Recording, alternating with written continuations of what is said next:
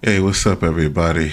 This is Absolutely Not for the Meek, coming to you about a little racist situation going on. Well, not a little, but a big racist situation that's going on not only in America, but in the world. And the subject matter today would be Asians against American so-called blacks. Let's get a crack at it. Would you say you're a victim? America is very racist. Texas is very racist. Austin is very racist. I am always asked if I'm Chinese and if I know Taekwondo. For all cultures and colors of people, there's a lot of, I don't want to say ignorance, but there's just a lot. Things need to just be changed, and the way we talk about it needs to be changed. Wow, that's a big thing for her, huh? How about this one? Let's turn the tables about some of the people. I mean, not everybody's the same, obviously. I would hope that she's open-minded and not a racist person or everything and feels like that's discrimination against her. It sure as hell. You look at what they do to their own people in China. And I don't know if she's from China, but who knows? But let's check out these Asians. You say we look like we steal? No.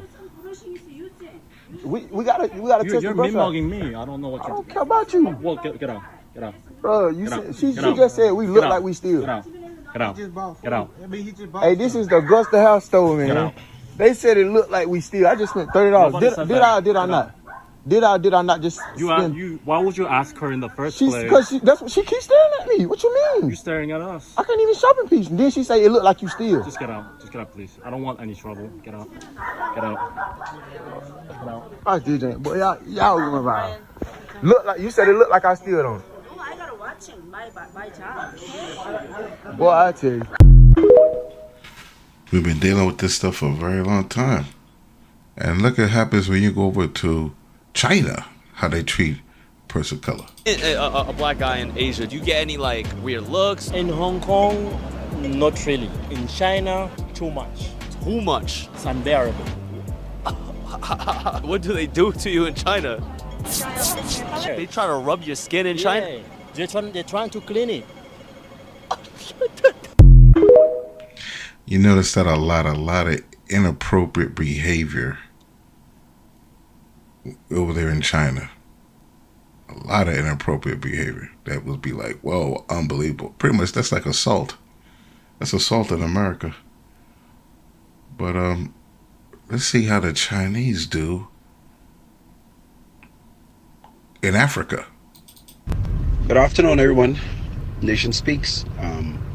Just want to highlight something that transpired today in a conversation with one of the assistant managers to one of the Chinese wholesale outlet. Excuse me. Talking to one of the gentlemen, he quit his job today. A very popular Chinese food store here in Nassau, and he said to me, he said he was sick and tired of the way the Chinese behaves and the way they talk to them. And he said today, having a conversation, one of the young Chinese managers, the Chinese manager said to him that black people are the stupidest set of people that has ever walked the face of the earth. The Chinese said to him that there's no other race in the world more stupider than black people, and that's why black people is to the bottom of every economic ladder in the world, and they will never rise up.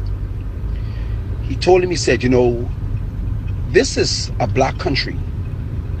And in this black country, a Chinese or any other ethnicity, any other race of people, whether it's Indian, Chinese, Arabs, and he went on, I don't want to quote verbatim to make a mistake, said, and they can come into a black country and they can set up a business next to a black person in a black country, and with the help of the black people, they will put the black man out of business in a matter of weeks. Let me say that again. He said that a Chinese or any other ethnicity can come into a black community or a black country, set up a business next to a black person in a black country, and in a matter of weeks, with the help of black people, they can shut black people out of business. Now, when he highlighted the fact that black people are stupid, I was in awe. But when he explained it to me, I must agree. For another ethnicity to come to our land and tell us that we are the stupidest set of people that has ever walked the face of the earth, we would argue and get angry, but it's a fact. What he said is a fact.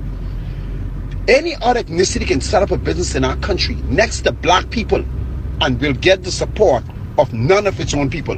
There are people that go to another race, and he said as far as say, and black people are the only people that has ever done that. And that's the truth. It sounds cruel, but it's the truth.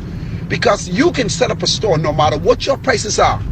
Once the Chinese are selling next to you, the Chinese will shop with the Chinese.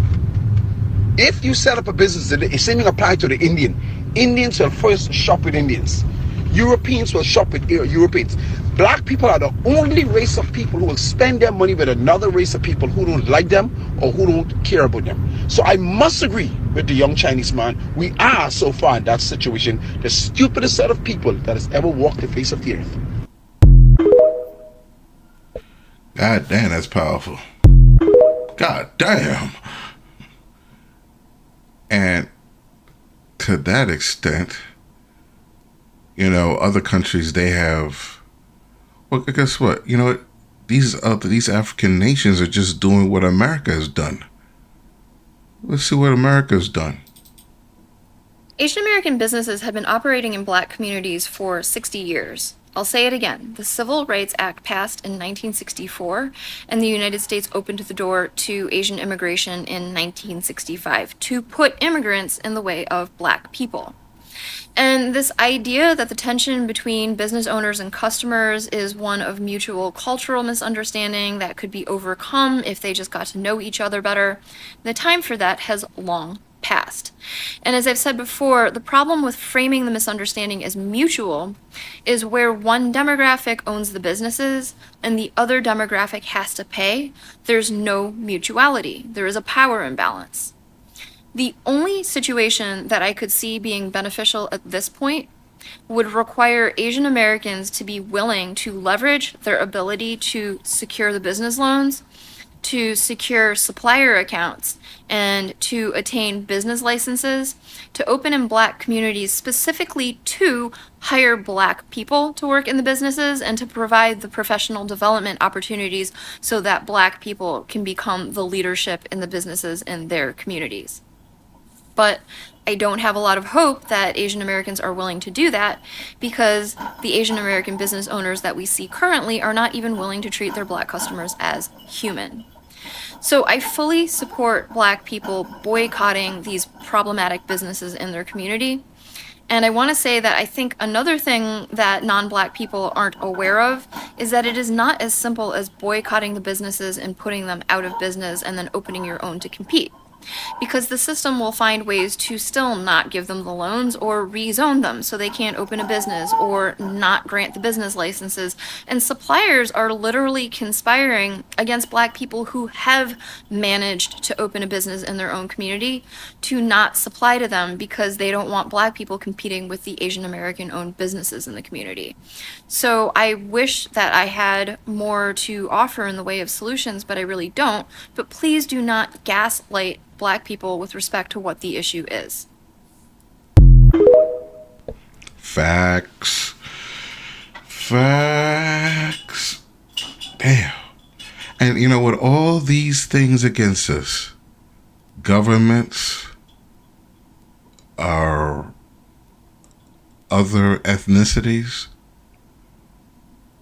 and then we've been terraformed to the point that we don't even like each other. Some of us have been made so ignorant that we can't get along. When you have the case of black people and the N words. So there's not going to be working together, right? And then we have our own women, our females turning against us with their unrealistic expectations. Let's look at this. Where do we do that at? Only in our culture we do this foolery. See, women from other cultures, they will get a blue collar worker. They will build a dynasty with this blue collar worker and love him and take care of him and be a good wife. Only in our culture we think we supposed to be dating millionaires, billionaires. Mommy, you don't qualify. Yeah, you heard me. You don't qualify. I don't care what kind of education you got. I don't care how much you balling in money. I don't care. Baby, you don't qualify. Because you don't know how to talk to no man. No billionaire, no millionaire gonna take your foolery. You hear me? What you gonna do is go sit down and get you a dog. Just go get you a dog. You don't need nothing else. Go get you a dog. I'm done. Wait, there's more. Man on the YouTube say when a woman meet a man and get married, she have a 10-year plan. 10 years. Encourage him to work hard, make him breakfast, give him pack lunch, make him go on a work. Encourage him, make him buy the house. Have 2 children for him. 7-year time, in the 7 and the 9 year, in the 7, 8, 9 year, give him the pussy. Make him cheat. Then divorce his ass and get the house. That is evil. That's why, gentlemen, stay on your purpose. Do what you need to do. There's no other way. There's nothing else out there but to be on your purpose, build wealth, build a legacy. Shoot, if anything, if you don't have children, which a lot of brothers don't, they're not Pookie or Ray Ray running around getting multiple women impregnated, having all these kids out of wedlock. If you're a single man and you don't have any children, man, get you pay a woman to have your child and which and hand over the kid.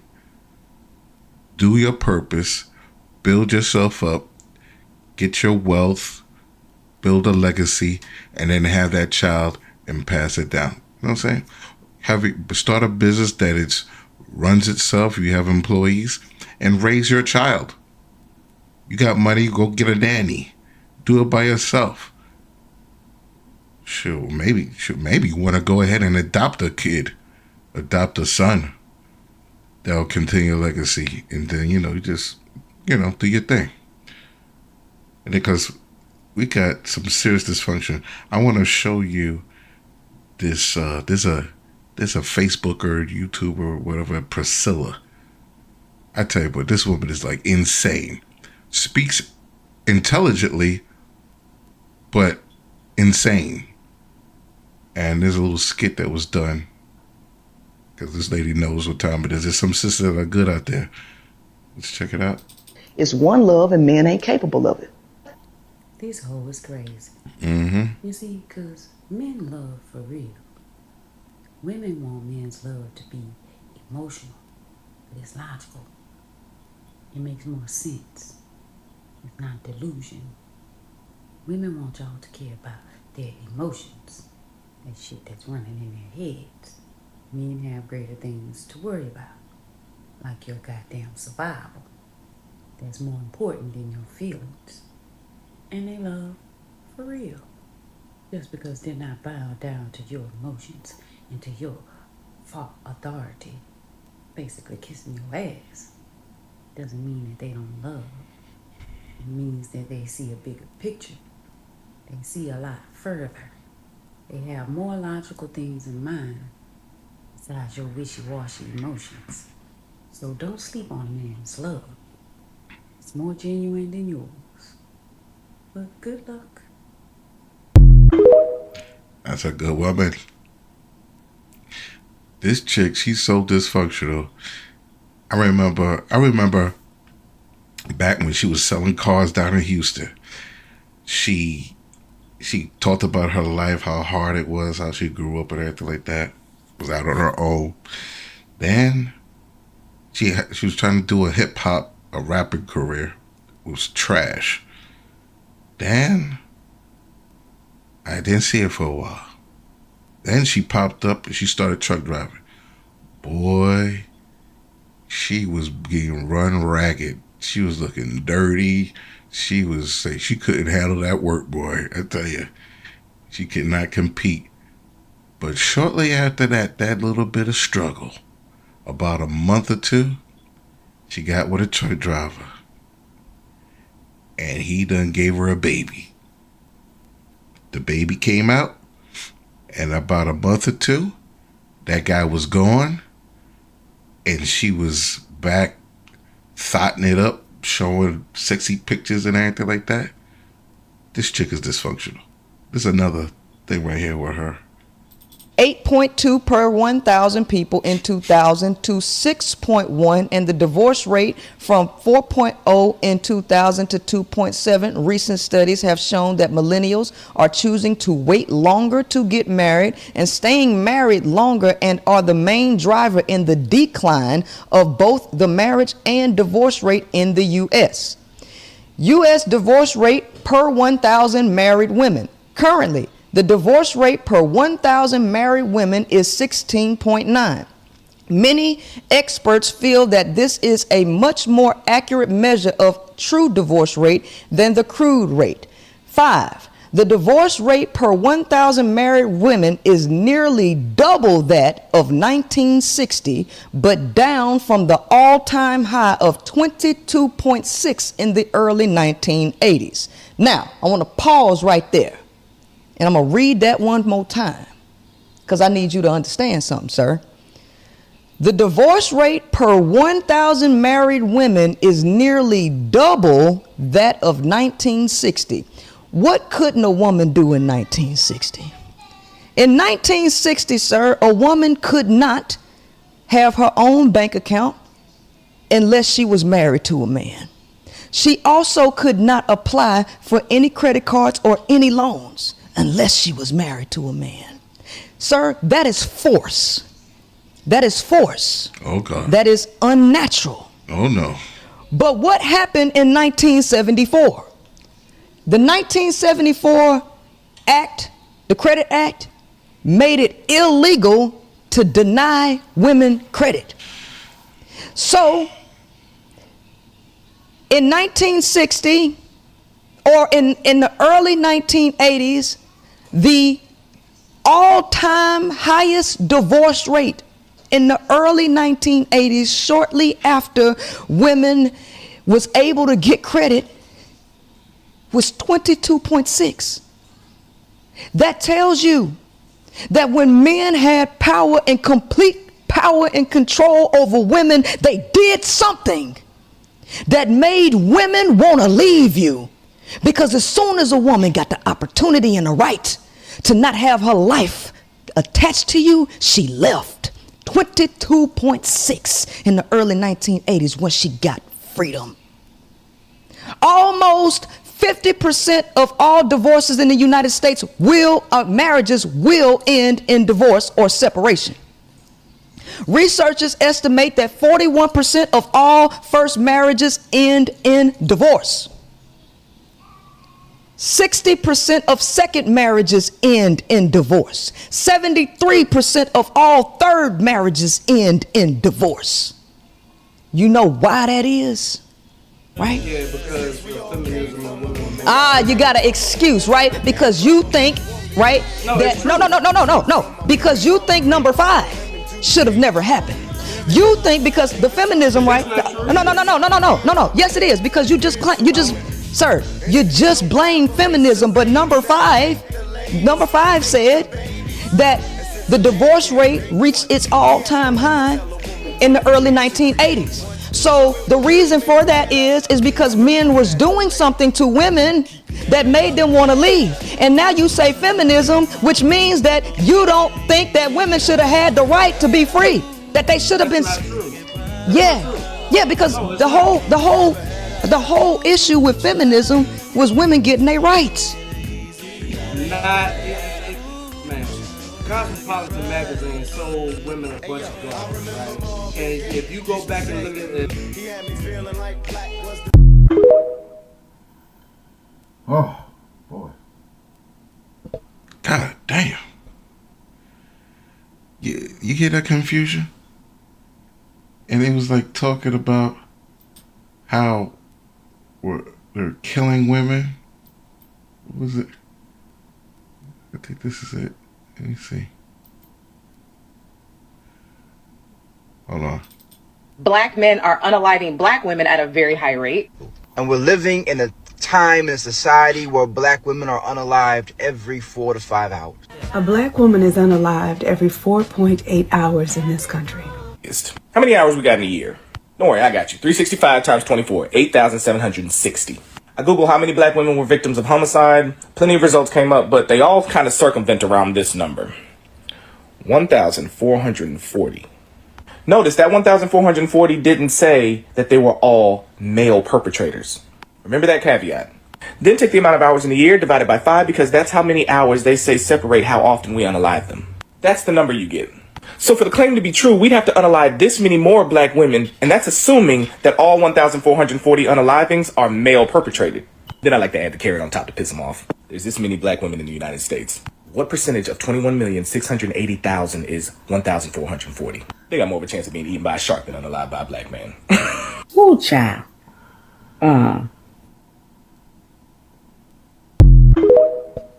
The dysfunction is real. The dysfunction is real. I think this is the one where this Priscilla Looney Tune was talking about black men are killing black women. Sir, this is why I know y'all incapable of love, because y'all so stuck on your individual self that y'all are not listening to women. Do you not know? Listen, sir, no, I'm not finna let you do that in my... Listen, it's several women in here disagreeing with you. All these women all over the globe. Do you not understand that it's for every 5.5 hours? Every 5.5 hours, a woman is unalived by you dudes. Do you know I know 2 dudes, who unalived women because they left them. I know them personally. One of them used to ride in my car. He ambushed that girl and took her life in 2014. Women, I done had dudes hit me. 4 different dudes put their hands on me because of their jealousy. Do not sit up here and tell women what they experience when women keep talking, and y'all keep ignoring. And then you go sit up here and say that's not the majority when the majority keeps saying this shit about y'all. Ma'am, I'm not saying that it doesn't happen, and that's terrible. Sir, you just said it ain't the majority, but it is. It's the majority keep talking to you. Ma'am, it's not the majority. It's not the majority. Sir, show me the stats. Show me the stats, because I'm about to get ready to put the stats on the board. I'm finna put the stats on the board about domestic violence and everything. If you don't show me no stats, you better not sit up here and tell me no, not the majority. Ma'am, men face domestic violence just as much. Sir, pull the statistics. Give me the numbers. I'll pull them. Now. I'll pull it. Now. I absolutely will, and I want to see yours too. I am. Now, I am. The reason why I say that you're dealing with a sector of women that want to be left alone is because the majority of women and men want to be married and want to be in relationships. So what I'm trying to do is figure out what the disconnect is between the women that say that they want that and the men that they say that they want, right? And the issue is not that men aren't doing better. Black men are doing just fine. Sir. Because and the average black man out earns the average black Sir, man. all I need you to do is pull statistics, because I'm not gonna let you come here with opinion. Everything that you do, I need you to. No. Mental I illness. need stats. Give me the facts. Let me see them so I can put them on the screen for everybody to see. Hold on, because I'm about to get my assistant to send me some stats. See, I don't come to play. I don't all that yang yang you talking that ain't got nothing to back it up. Hold on. It's yang yang because you ain't showed me no stats. But what I got on my board, you can't see it because you probably not looking at YouTube. You probably just looking at your software, your streaming software. But right now on you. Okay, right now you should see on the screen that I have 2022 divorce stats and explanations pulled up right here. This is 2022 divorce statistics, 115 studies, facts, and rates for 2022.